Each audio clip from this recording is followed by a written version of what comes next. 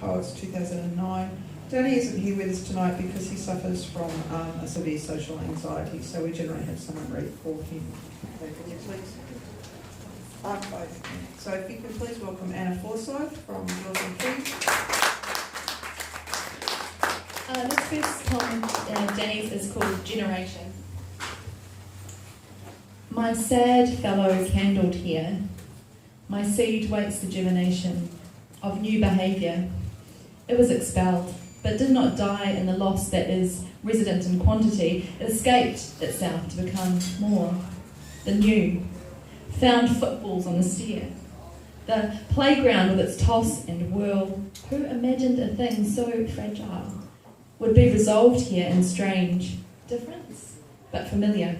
Everything is familiar when encountered for the first time. It is simply recognised and equated and stashed away, or described as a quantity with words and phrases and the image that will remain, but not as it was seen. We're listening to avoid.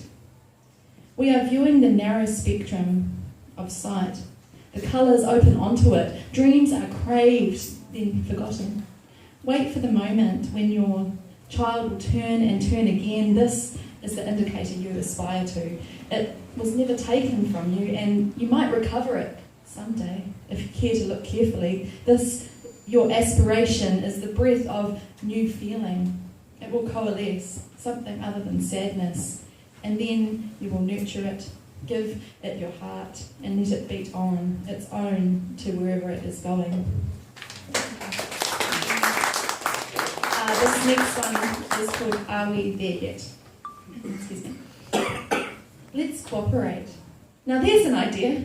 One foot is in front of the other, making progress, as if it makes sense. And maybe it does. Have we been knotted together for so long we've forgotten that we both travel in the same direction? We have a similar purpose in mind. I have discussion to anchor this and indications from a finger pointing towards something. Distant and not quite in focus. It doesn't all stem from terrible loss. Some would believe this, but words find them mistaken.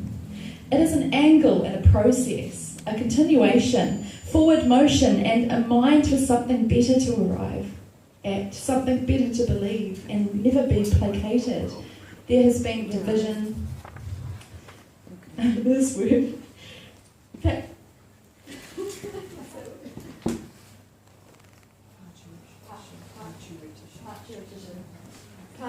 Parturition and clandestine moves on one or the other in a failed direction, but then agreement, realignment with new perspective, and the always variable hope, the one thing left to be discovered when the lid comes off and the antecedents are revealed.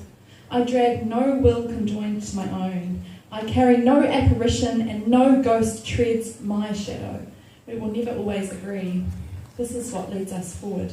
Motion to be proven and perhaps approved of. Take my hand in glove, a soft containment that will restrain neither of us. Let my feet shuffle or stride through whatever word I might choose to leave, and give me a sign occasionally that everything is well, and that when we decide, it might still be an uncertain but never or really unbecoming.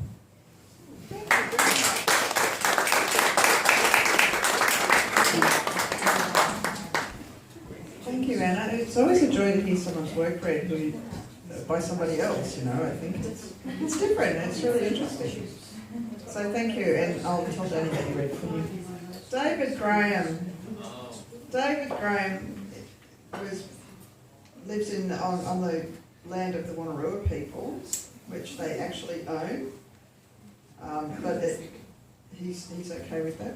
And he's the founder of the Word Hill Anti-Slam, which is, if you don't know, is a really popular event and a really fun event in Newcastle, and he is actually a really tireless worker.